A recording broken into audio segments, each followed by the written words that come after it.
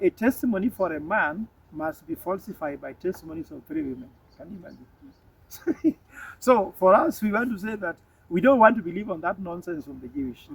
2 testimonies that are correlated. Let's say if IMLU does their analysis and finds what killed Ojwang, and also us as family do our analysis, and what IMLU says, we also say, then IPOA comes with a power thing, isn't it? We will tell them, use your power to make a dustbin, then we pick the one for IMLU and ours. So the fact that we're in the postmortem, we took photos, videos, and evidence. We know exactly where Ojwang was touched. We could see the centimeters. Sometimes you could see how many times did you hit that part to reach there. Understand? So we can tell, and of course, forensic evidence will show even the duration of the torture. So the 36 hours will come to pass. So you can't believe these people. The thing we know is that William Ruto is running this country as if it's this tribal thing. He accused Gachagua of being tribal, but look at what's happening in his government. If Farouk Kibet can become more powerful than a minister, Farouk Kibet can even insult a senior government official, isn't it? Somebody who is not educated. Yet these ministers are highly qualified. These people cannot even allow professionals to work. So if you are in a government and you are Ruto's tribesman, you are more powerful than even your boss. And that's why Langat is more powerful than Kanja. The only thing that gives him power is the tribal inclination he has with the president. I'm telling you, Mr. President, you are the head of state. Imagine, just imagine you are. Let me talk about culture, because we can't ignore that Ojwang is a Luo, right? In culture, the body talks to the people who are most aggrieved. Like if my wife was to die today, she will tell me something. In fact, she can even send me a dream. In fact, in Luo culture, if your wife dies, you cannot enter her house to sleep inside. You have to stay outside in the veranda until she speaks to you through a dream. Because what she can tell you, either if she died in a way which was not good, she will tell me, Fred, this is the guy who killed me. And the Luos believe that. Whether that belief is true, that is true that they believe it. The belief may not be true, but the belief that they believe in it is true. So we leave it at that. So I think that was very important even in Luo culture for the wife to go see him, because he would tell him. We believe even in Christianity that people really don't die. They just transition to another life. In Luo we say, Olok ningima, ngima iloko. Your life has just been changed. So Ojwang has just had his life changed. He has not died, according to me. And also as a Luo elder, we also believe Ojwang is sleeping with all our ancestors. And when he goes to the ancestors, he reveals now things to people like us. Like for me, I have some revelations about what happened. And that's why those revelations lead me into the investigation. So it is important for them to see him. Also, the seeing them begins the healing process. You know, if you're just being told so and so is dead, you have not seen. So you are still just believing. So the families who are supposed to see the body, who have not seen him, they haven't begin the healing process. And I want to tell you something very interesting about this. When you walk into City Mortuary with Ojwang's father, he was walking on his 2 feet. Actually, I have a photo, him and his brother walking side by side. Yes, walking, finally. When Ojwang's father saw his son, he could not stand on his 2 feet. He was now being held by 2 people. And that's happening until now. He's still being held by 2 people. It tells you that he's now starting now to recover, but he went to the lowest moment, isn't it? Then he began recovering slowly rising up, God's grace coming upon him, as us all Kenyans to pray for him to be strong, and I hope that's what's going. So it's unfair. And I think why the government is doing this is that they deny you because there's something they want maybe to do or something. Today they have delayed this viewing of the body by taking them to IPOA for around 3 hours interviews. What interviews IPOA doing? They have written their statement already. They pick this child from them. What are they still asking them? And also taking them through so many tests to check whether they are mentally able to. Well, even if they are mad, the only person who knows about their child is them. All these things are psychosocial tests. I don't believe this bullshit. Because if they are the parents, will you substitute them if the parents are mad? Even if they are mad, let them speak what their minds tells them. Why are you testing them at this time? And those are mental torture. Imagine if your son has died and someone is still asking you, are you okay? Are you mentally stable? Have you ever committed a crime? Do you dream about angels at night? I mean, what the hell are you taking somebody through that? So according to me, this is completely rubbish. Now, my last question, I will diverge into the aspect of politics. After the post-mortem was held the other day, I think was it on Thursday? Or it was on Wednesday, when the father to Ojwang, together with the wife to Ojwang, the kid and also the mother, met with the Nairobi Governor Johnson Sakaja. And Johnson Sakaja, according to what was publicized, went ahead to assure them that he will take care of the kids' education through primary school and higher level education. And we are told that he also promised to give a job to the wife of the late Ojwang. Now, this aspect has also brought up a new conversation where I have seen a lot of publication saying that Sakaja was sent by the president to deal with this matter, to offer his assistance so that the family can cool down and calm down. And also, in matters what Sakaja was offering, he also offered to cater for the burial expenses. I would really love to know your take in regards to this matter as a family friend and as an elder of the Luo community. Should the family accept what they are being given? According to me, there's a way these things are done. First of all, the person who paid my school fees from high school to university, do you know him? You don't know him. He didn't have to say it. He was honest. He educated me. I became a professor because of him. He was a priest from Holland who was in Siaya, and he simply said the best child in KCT in Siaya, every year he gives scholarship, and I happen to be the best. He just wrote a check and I was educated. So if you want to help people, why was it with that speed, and why do you awash the whole media with it? It is actually distracting this family from what they should be actually focusing on mourning their beloved. For those of us who have lost our relatives, these are moments you need to do. When you want to cry, cry. Let them cry, let them wonder, let them ask questions. Why are you rushing with solutions they have not asked you? And secondly, they are politicized this one because you see, once you throw those things at him, Sakaja and Ruto are the one and the same thing. We know it, isn't it?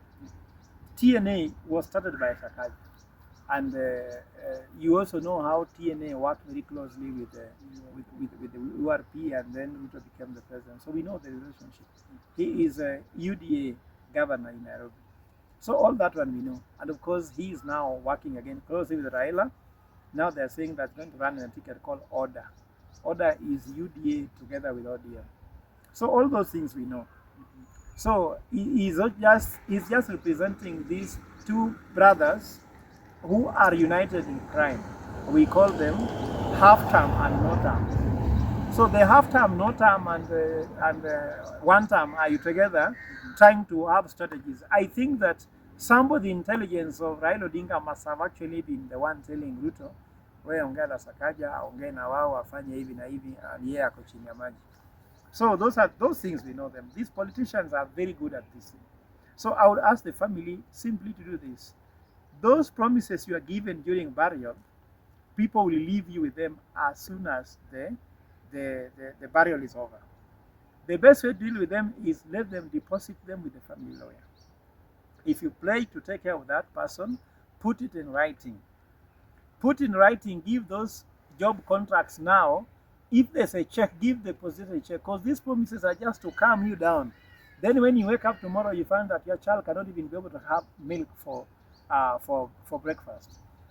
The best way to do, as I know it as a leader, as a governance expert, Sakaja should go and sit down with the family lawyer and pledge those things in writing so that those children can actually get those benefits, and even the parents. It's not bad. But you see, the Bible is clear. Why should everyone know that I'm the one who has helped you? There's a time when I was campaigning to become an MP in Ogolla. Then there's another guy who was campaigning against me, and this guy used to help people bury their loved ones. For him to do that, you have to feature in a photo so that even people in the US, Canada knows he's the one who has buried your mother. You know, it's good to help people with dignity. But put that aside, according to me, if Sakaja is serious and if these political leaders are serious, in some countries there always a fund which can be set aside that can help these situations to stop people from being beggars. This Sakaja was a senator, isn't it? Did he put a fund for that? Or they always want us to be desperate looking for this help to make themselves a name? Why should he intervene at this time? You know, it's need to give people dignity. A senator is asking for funds to oversight governors, isn't it? MCS are looking for ward fund, isn't it? MPs are looking for CDF fund, isn't it? Which other fund they're looking for? Women rep fund. So everyone elected is looking for a fund to do something. Yeah. What about Kenyans who are vulnerable? Why don't they put a fund just that when that happens, it is automatic that we know how much is a coffin, so we tell you a coffin we give X amount of money. Or transport within this kilometers from Nairobi is this amount of money. Then that money is given. Why don't they put up a fund, just do that work instead of leaving Kenya looking desperate as if we don't pay taxes? Yet that money Sakaja is giving us. Where has Sakaja gotten this money from? Which factory, which is called Sakaja Limited, that generates this money? This is Kenyans' money, and you want to buy a name with it. So I abhor it. If you want to do things, let's structure this. If I would become president tomorrow, I will set up a fund for such like things. But why should we even set up a fund for killing people? There's a fund now for spying people. 100 million passed by Mbadi in the budget yesterday, isn't it? To spy young people, that is to help you abduct them and kill them. Why don't we put a fund to help people who have such calamity? But this is a calamity which is not expected. I mean, there could be something, somebody died accidentally, hit by a vehicle. We need a fund for those emergencies. Rather than when you hear people dead, then you start throwing money after them. Then after that, they start following you for it, you'll never see them. If Sakaja is promising this woman a job, is he sure he's going to become the governor in 2027? Si Nairobi wamesema one term, sivyo? Ajui Nairobi na kwanga unaosha mkono mara moja, unaenda nyumbani. Unaosha mara moja unakula, unaenda nyumbani. So in 2027, if he's gone, how is this woman going to survive a job that he has been given out of political goodwill? I don't think that that's sustainable. As we conclude, Professor, let me ask this. Yesterday on Thursday, we saw a new angle of uprising from the demonstrators in the murder of Albert Ojwang. People were mad. People demonstrated. I mean, what we saw yesterday on that, these are the same events that accumulated to the 25th of June 2024. I should ask you, do you think we are headed to another 25th of June demonstration if justice for Albert Ojwang is not served? Yeah, if they don't give justice, we are going to go more on it. Remember, I'm at the center of this, and we are going to call upon ourselves to go back to the street, because Ojwang cannot lie in the mortuary, lifeless there, when he was very full of life, because of the state. Then you are being told to stay away. No. If they are happy, they better still speeding it. Arrest Langat, arrest Kanja, put all those things in group, show us outcome, not giving us things like arraign in court. What is arraign in court? Why did they arraign Ojwang in court? Why was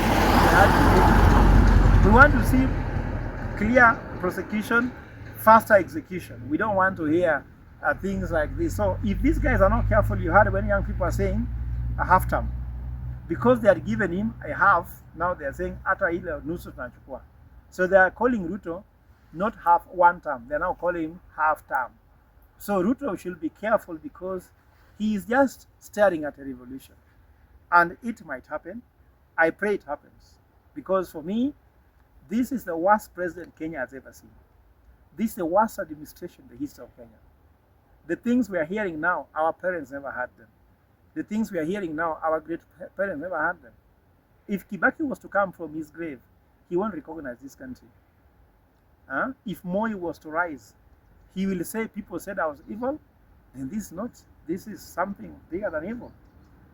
If Kenyatta, the founding father of the nation, would wake up, he won't understand the country he fought for. It's Mau Mau. If Dedan Kimathi was to come back, will you see these are the people who were fighting to be in charge of our country? Even the Muzungu we chase, they are laughing and saying, so they still we are oppressing them. So what is that? So this government should go home like yesterday. If there's anything I can do about it, I will do it all my might. Thank you, Professor. Yes, ladies and gentlemen, that has been Professor Fred Ogolla. We have been talking in regards to the matter of Albert Ojwang. Now, we will be following up the case closely to get to know even the details about the burial, and we will keep you updated. By the way, the burial is going to be proposed now on July 4th. July 4th. Yeah, been proposed July 4th. Of course, there are so many things there done by July 4th. Oh, so it will take another like 2 weeks. Yeah, because there's a lot of things. Remember, investigation is still ongoing. This is not like a burial of a normal person. Ojwang is a hero. Yeah. So we are planning to make him heroic in everything, and we are trying to ensure we do details. Now there's a war politician want to infringe it, and we want to tell the family they need to mourn. I want to advise every Kenyan, please don't interfere too much. Let the family rest in peace. If you want to channel any support, contact the family lawyer, and the family lawyer will tell you where to take the money. Some people already taking advantage, collecting money from Ojwang's family on behalf, I don't know what. No, please. Everything you give, ensure that the family lawyer is aware. We want serious accountability, even in civil society. We have already said there should be a lot of accountability, because some people are opening private pay bills for him and saying, send it here, as you know, what. Let accountability be there, because we cannot be abhorring a government that killed Ojwang when Ojwang spoke the truth. We cannot use that moment again to do some things which does not look for what Ojwang stood for. Let us give him that respect, so that there is nothing around the funds that we collected for his family, for his burial, even to support him. Let us ensure transparency, accountability, integrity, everything, just like the NCs are saying we want accountable leadership. We don't want anything that we sold anybody's name. Me, don't send me any money. I'm not the one receiving money on behalf of the family. Me, I'm just speaking sometimes on matters that I have to speak on behalf of the family, but the money, I'm not the one receiving. Don't send money to my M-Pesa. Don't send money to anybody on my name. Don't say Fred said this. I've not told anybody to send money to anybody. The person that you need to contact when you have to have sent money is either Ojwang's uncle or the family lawyer. Thank you. Yes, thank you, ladies and gentlemen. This has been the Kenyan Daily Report together with News Time TV. My good name is Felix Mwenda.